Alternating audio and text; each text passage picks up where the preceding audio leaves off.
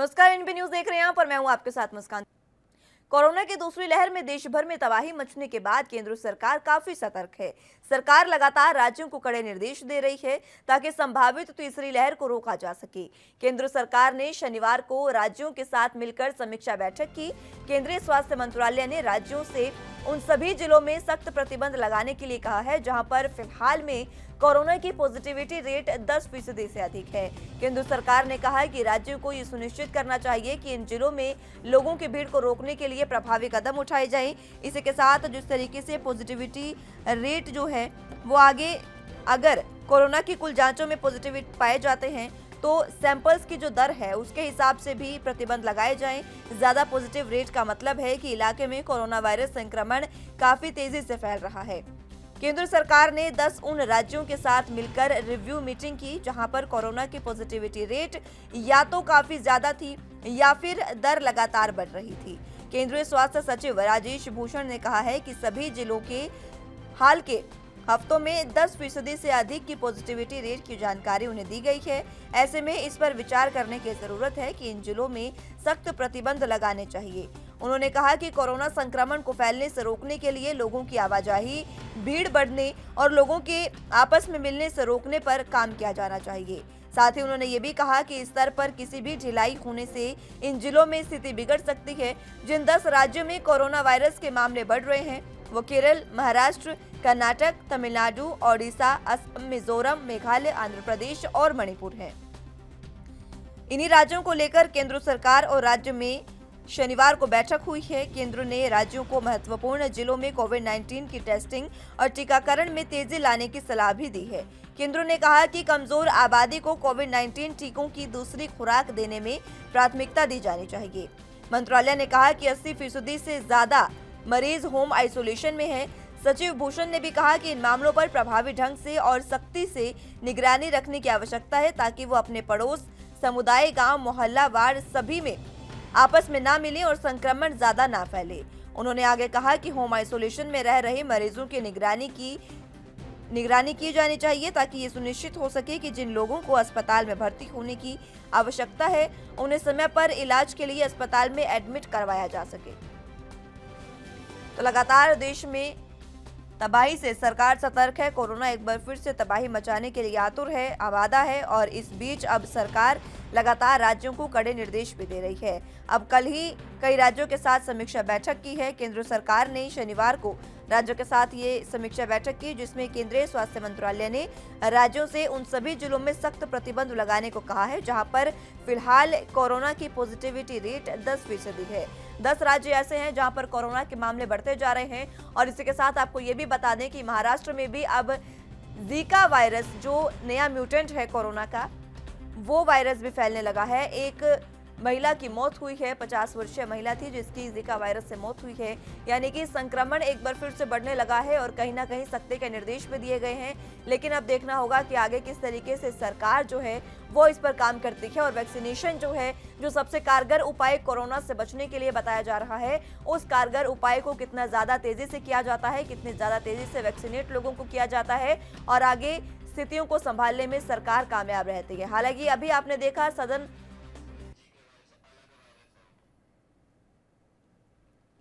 तो जिस तरीके से आपने देखा कि सदन में अभी सरकार ने खुद को ही क्लीन चिट दी है जिसमें उन्होंने साफ तौर पर कहा है कि ऑक्सीजन की कमी से किसी की भी मौत नहीं हुई थी। लेकिन अब जिस तरीके से हमने ऑक्सीजन की कमी से मौतों को देखा है वो तमाम लोगों के सामने स्थितियां हैं। लेकिन फिलहाल जिस तरीके से कोरोना के केस बढ़ते नजर आ रहे हैं, अब जांच बढ़ाने का राज्यों को भी सुझाव दे दिया गया है। साथ में राज्यों को यह भी कहा गया है कि कोरोना ने एक बार फिर से चिंता बढ़ा दी है, तो जहां पॉजिटिविटी रेट 10% से ज्यादा है वहां पर आप प्रतिबंध भी लगाएं और साथ ही साथ जांच को भी बढ़ाने के आदेश दिए गए हैं। इन जिलों में लोगों की भीड़ को रोकने के लिए भी प्रभावी उपाय किए जाएं, ये भी कहा गया है।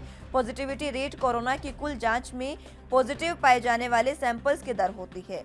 आपको ये भी बता दें कि ज्यादा पॉजिटिविटी रेट का मतलब है कि इलाके में कोरोना संक्रमण जो है वो काफी तेजी से फैल रहा है और कई राज्यों में 10% से ज्यादा पॉजिटिविटी रेट फिलहाल देखने को मिल रहा है। और अभी जिन 10 राज्यों में कोरोना वायरस के मामले बढ़ रहे हैं उसमें केरल, महाराष्ट्र, कर्नाटक, तमिलनाडु, ओडिशा, असम, मिजोरम, मेघालय, आंध्र प्रदेश और मणिपुर शामिल है। ये 10 राज्य हैं जहां पर पॉजिटिविटी रेट भी ज्यादा है और लगातार कोरोना वायरस के मामले बढ़ते जा रहे हैं। महाराष्ट्र में कोरोना वायरस के मामले भी बढ़ रहे हैं और अब जीका वायरस का भी एक केस महाराष्ट्र में देखने को मिला, जिसकी वजह से एक दूसरी लहर के रूप में जीका वायरस उभर सकता है। ये पहले ही विशेषज्ञ चेता चुके हैं, लेकिन अब देखना होगा कैसे सरकार इन तमाम चीजों पर प्रतिबंध के साथ जो है वो सख्ती दिखाती है और तमाम चीज़ों से बचने की कोशिश की जा सकती है और कैसे स्थिति को संभाला जाएगा। आपको ये भी बता दें कि केंद्र सरकार ने कमजोर आबादी को कोविड-19 टीकों की दूसरी खुराक देने की प्राथमिकता दी जानी चाहिए, ये भी कहा।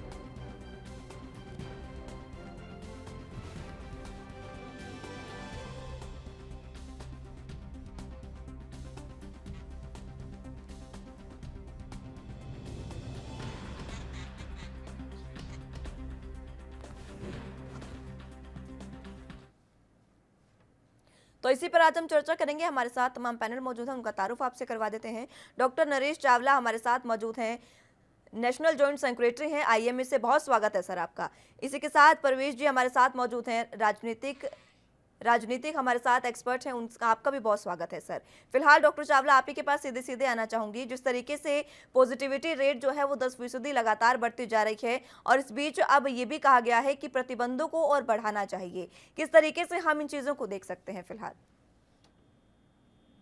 बहुत ही चिंताजनक है। अगर आप ध्यान से देखें, जब दूसरी लहर आई थी तो वो भी शुरुआत में ऐसा ही थी, कुछ जगहों पे थी और कुछ में नहीं थी। तो ये बहुत ही चिंता का विषय है और मेरे हिसाब से जो इंडिया का स्टेटस सिस्टम चल रहा है वही कोरोना अप्रोप्रिएट बिहेवियर लोग फॉलो नहीं कर रहे। दूसरी तरफ जो लॉक डाउन है उसको अनलॉक किया जा रहा है और बड़ी तेजी से किया जा रहा है।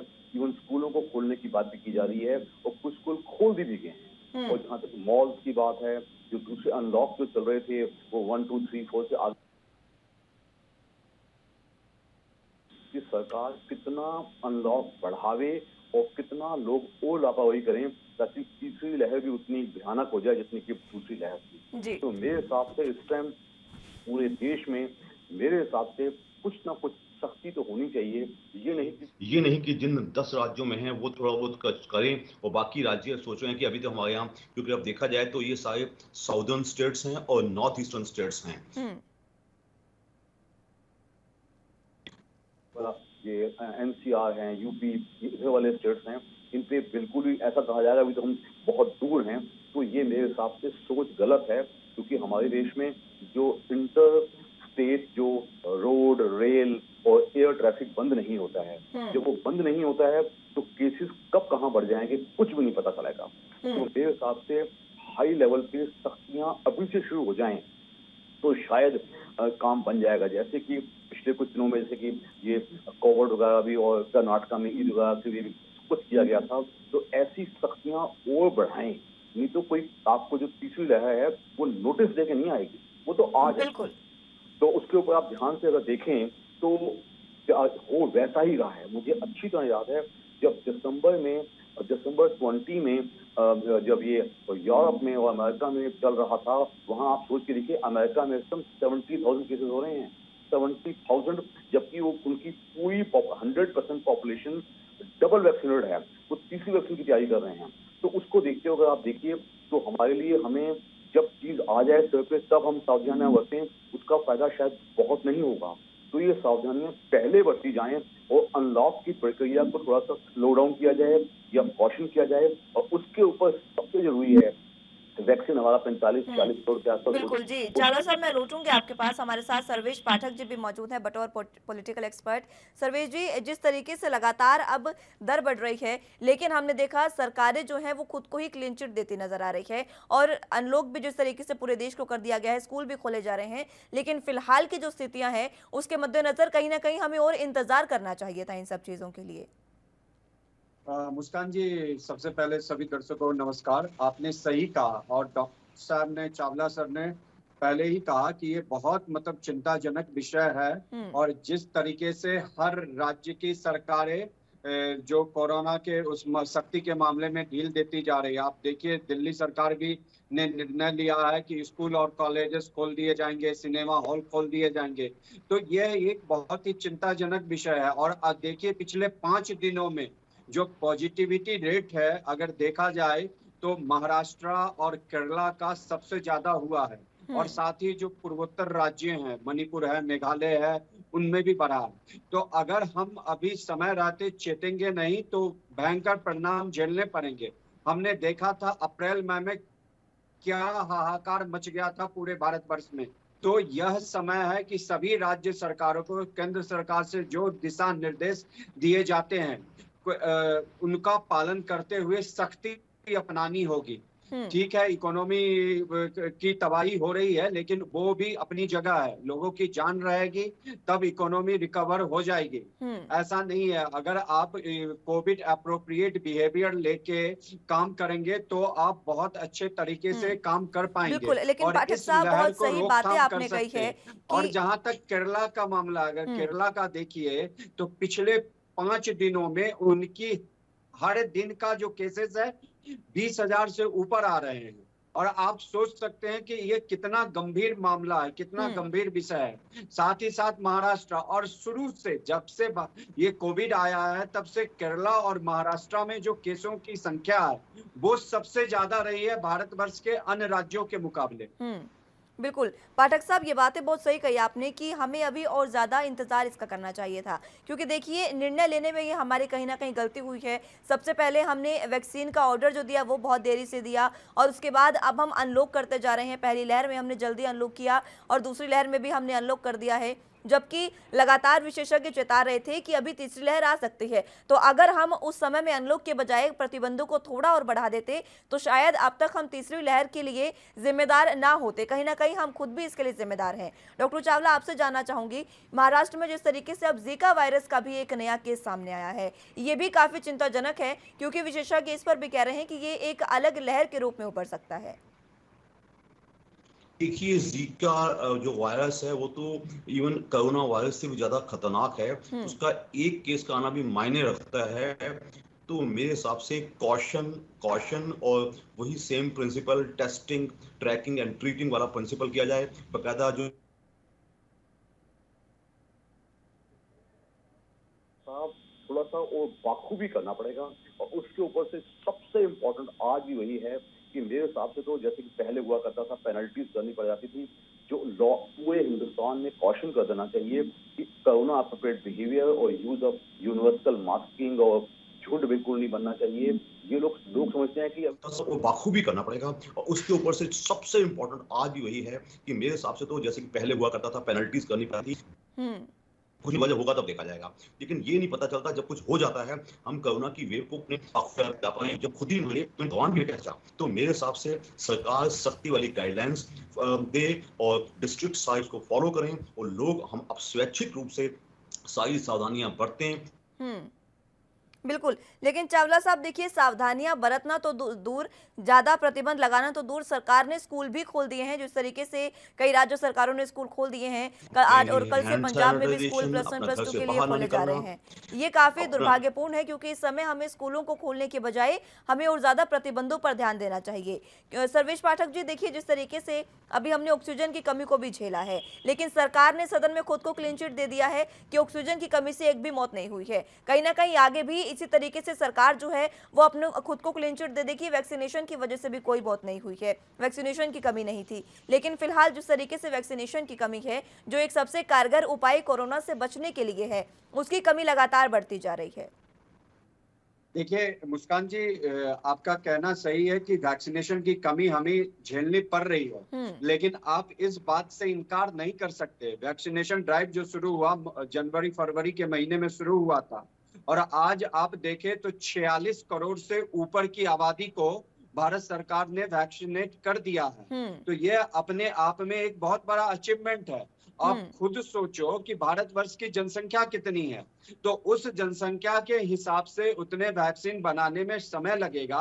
साथ ही साथ हमें कुछ इंटरनेशनल ऑब्लिगेशन भी हैं। जो वैक्सीन कुछ यहाँ निर्माण हो रहा है वो बाहर भी भेजना पड़ रहा है। तो ये सबों को ध्यान में रख के सरकार से जो भरसक प्रयास हो रहा है कि अपने देश के नागरिकों को, जितने भी नागरिक हैं उनको वैक्सीनेट किया जाए, इसमें हम सरकार को उतना दोष ना दें तो सही नहीं रहेगा, क्योंकि देखिए कि अभी के अगर देखा जाए तो अमेरिका की पूरी आबादी 35-36 करोड़ के आसपास है।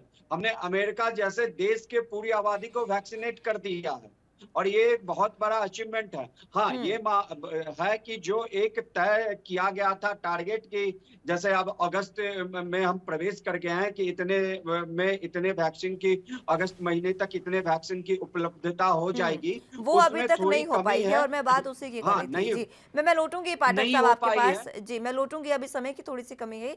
फिलहाल वक्त एक छोटे से ब्रेक का है, फौरन हाजिर होंगे।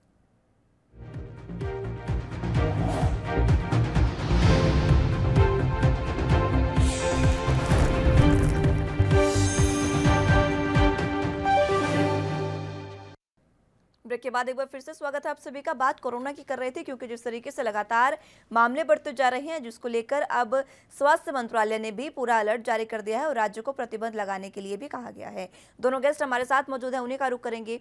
डॉक्टर चावला, आपके पास आना चाहूंगी। जिस तरीके से पाठक साहब ने कहा कि सरकारें जो है वो अभी सही काम कर रही हैं वैक्सीनेशन को लेकर, आप इस बात से कितनी सहमति जताते हैं? देखिए, इसमें कोई शक नहीं है कि ये बहुत ही क्रेडिटेबल है कि हमने 46 करोड़ लोगों को वैक्सीन लगा दी है। बट ये भूलना नहीं चाहिए कि हमारी आबादी 138 करोड़ है।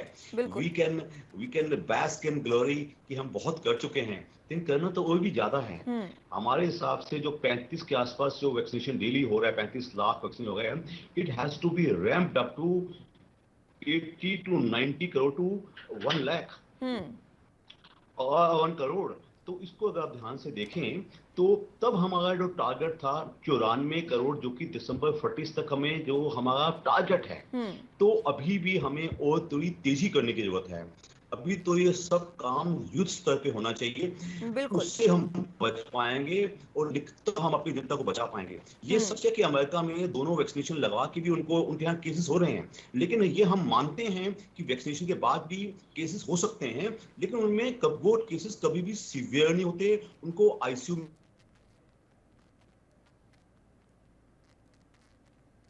और दूसरा हमारी सोशल वैक्सीन लोगों का करना, प्रोटोकॉल फॉलो करना बहुत ही जरूरी है, इतना जरूरी है। उसके अलावा हमारे पास कोई चॉइस ही नहीं है। अब सरकार जितनी, ये सच है कि सरकार जितनी मर्जी सख्तियां कर रहे हैं, इसमें मैस मीडिया जैसे कि आपके दर्शक हमें देख रहे होंगे, तो उनको सबको अपने आप को ये नहीं सोचना चाहिए अभी तो दिल्ली, अभी तो साउदर्न स्टेट्स हैं, नॉर्थ ईस्टर्न स्टेट्स हैं या वेस्टर्न स्टेट्स हैं, तो ये कब दिल्ली में आ जाएगा, कब यूपी में आ जाएगा, कब बिहार में आ जाएगा, हमें पता भी नहीं चलेगा, क्योंकि ट्रैफिक चल रहा है, लोग आ रहे हैं जा रहे हैं। आप देख रहे हैं लेबर, आज भी जो माइग्रेंट लेबर है उनका आना जाना चल रहा है, जो दूसरे विजिटर्स हैं वो भी चल रहे हैं। तो उसके मदद रखते हुए तब ये आ जाएगा, जैसे मुझे अच्छी तरह याद है। बिल्कुल बिल्कुल, और यही सबसे बड़ी वजह है डॉक्टर चावला कि हमें अब जो युद्ध स्तर पर हमारा वैक्सीनेशन है वो चलाना चाहिए। बहुत सही बात कही आपने पाठक साहब। यही देखिए मैं कह रही थी कि हमने वैक्सीनेशन पर काम किया है, बहुत बेहतर काम किया है, और ये हमें तमाम देशों ने भी बताया है। ब्रिटेन और अमेरिका से सबसे ज्यादा हमने वहां पर वैक्सीनेशन किया है, उनके बाद शुरू करने के बाद भी। लेकिन अब जब हम इतने आगे पहुंच गए हैं और यहाँ पर अगर हम धीमे पड़ जाएंगे तो आगे स्थितियां बदतर हो सकती हैं। अभी ये समय है जब हमें और ज्यादा तेजी से वैक्सीनेट करना चाहिए लोगों को। आपका कहना सही है मुस्कान। देखिए, ये तो विदित है कि सरकार को युद्ध स्तर पे कार्य करके वैक्सीनेशन ड्राइव करना चाहिए, और इसमें जो देश की जनता है उनको भी आगे आना चाहिए। उनको भी जाके जहां पे भी वैक्सीन की उपलब्धता है अपने आप को वैक्सीनेट करवाना चाहिए। अपने परिवार के जो भी सदस्य 18 वर्ष से ऊपर है उनको भी ले जाके करवाना चाहिए, और लोग ऐसा कर रहे हैं। लेकिन वही बात मैं बार बार कहता हूं कि हमारे यहाँ इतनी जनसंख्या है और जो वैक्सीनेशन का निर्माण है उस पर भी एक अपनी पाबंदी होती है कि इतने ही निर्माण हो पाए। जो नए फैसिलिटी बनाए गए हैं जहां वैक्सीनेशन का जो दूसरी कंपनियों को दिया गया है वो अगस्त के मतलब लास्ट वीक में आने की संभावना है। तो जैसे जैसे ये सप्लाई आएगी आप देखिएगा कि ये वैक्सीनेशन ड्राइव उतनी तेजी से, उतनी दुगुनी गति से होगा। लेकिन इसमें राज्य सरकारों की भागीदारी बहुत अच्छी होनी चाहिए। आप खुद देखिए कि जो एक दिन का ड्राइव किया गया था जिसमें एमपी को देख लीजिए 14 लाख लोगों को लगाया, उत्तर प्रदेश ने भी 11-12 लोगों को लगाया, और अगर हम दिल्ली का देख ले तो हमारे यहाँ आबादी 2 करोड़ से 2.5 करोड़ है, जिसमें वर्ष से ऊपर की संख्या ज्यादा नहीं होगी, लेकिन अभी तक दिल्ली जो देश का कैपिटल है वहां के पूरे लोगों को वैक्सीनेशन नहीं किया गया है। तो इसमें कहीं ना कहीं राज्य सरकारों को भी आगे आके केंद्र सरकार के साथ कंधे से कंधा मिला के काम करना पड़ेगा। वैक्सीनेशन की जो उपलब्धता है वो समय आते हुए तेजी आ जाएगी, सप्लाई जो है वो पूरी हो जाएगी। और मेरा मानना है, जैसा सर ने भी कहा, डॉक्टर साहब ने, कि जो नई कंपनियां जिनको दिया गया है निर्माण करने का, अगस्त के लास्ट वीक तक और सितंबर के फर्स्ट वीक तक उनकी भी सप्लाई आ जाएगी। तो आप देखेंगे कि जल्दी से उसमें जो हम बात कर रहे हैं कि युद्ध स्तर पे ये होना चाहिए वैक्सीनेशन, वैसा हमें अपने भारतवर्ष में देखने को जरूर मिलेगा। बिल्कुल, क्योंकि सरकार ने, आपने देखा, अब स्पुतनिक भी भारत में उपलब्ध हो गया है, बहुत सारे जगहों पे लग रहा है। उसी तरह और भी जो फॉरेन की वैक्सीन है उनको भी सरकार ने वो दे दिया है, मान्यता दे दी है, मतलब अलाउ कर दिया है। तो जैसे जैसे ये भी खेप आएगी, स्वतः ये जो तेजी है वो अपने आप बढ़ जाएगा। जी पाठक साहब, एक बात मैं आपको बताना चाहूँगी। देखिए, जिस तरीके से अब दिल्ली में आपने बात कही, दिल्ली में भी आज ही कल केजरीवाल ने तमाम ये आंकड़े बताए हैं कि 1 करोड़ से ज़्यादा लोगों को वहाँ पर वैक्सीनेट किया जा चुका है। कल ही उन्होंने ये बातें बताई है। पाठक साहब, मैं आपके पास लौटूंगी, एक बार फिर से चावला साहब आपके पास आना चाहूँगी। डॉक्टर चावला, देखिए, हमारे पास अब बहुत सी वैक्सीन देश में आ गई है।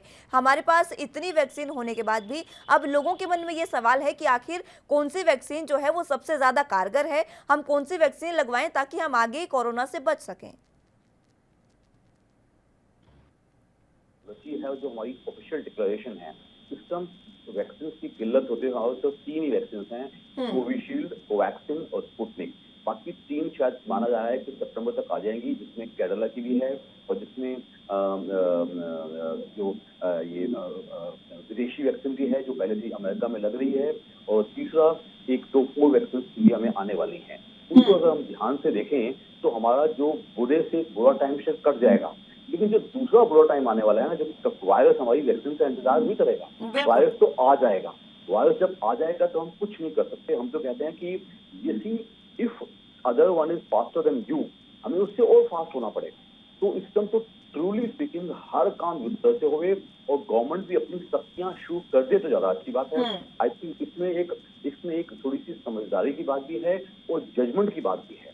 जब एक बार अटैक आ गया और ये जो थर्ड वेव है जिसमें डेल्टा प्लस वायरस से आ रही है, इसमें कोई शक नहीं है ये कहीं ज्यादा इन्फेक्शियस भी मानी जाती है, और इसको इवन कल भी न्यूज में था, इसको चिकन पॉक्स से ज्यादा इन्फेक्शियस माना जाता है। दैट मींस फैलता बड़ी तेजी से है और इसके जो सिम्टम्स हैं वो बहुत ही एम्बिगुअस होते हैं और बहुत तेजी से शरीर को अटैक करता है। इन सबको देखते हुए तो हमारे हिसाब से हमें इसकी वेव को आने का ना इसको इनवाइट करने की जरूरत है और ना इंतजार करने की जरूरत है। हमें पहले से ही सब सावधानियां बरतने की जरूरत है। उसमें सबसे इम्पोर्टेंट, मैंने जैसे कि पहले भी कहा, पूरा कोरोना प्रिपेयर्ड बिहेवियर पूरा हिंदुस्तान फॉलो करे और सख्ती से करे।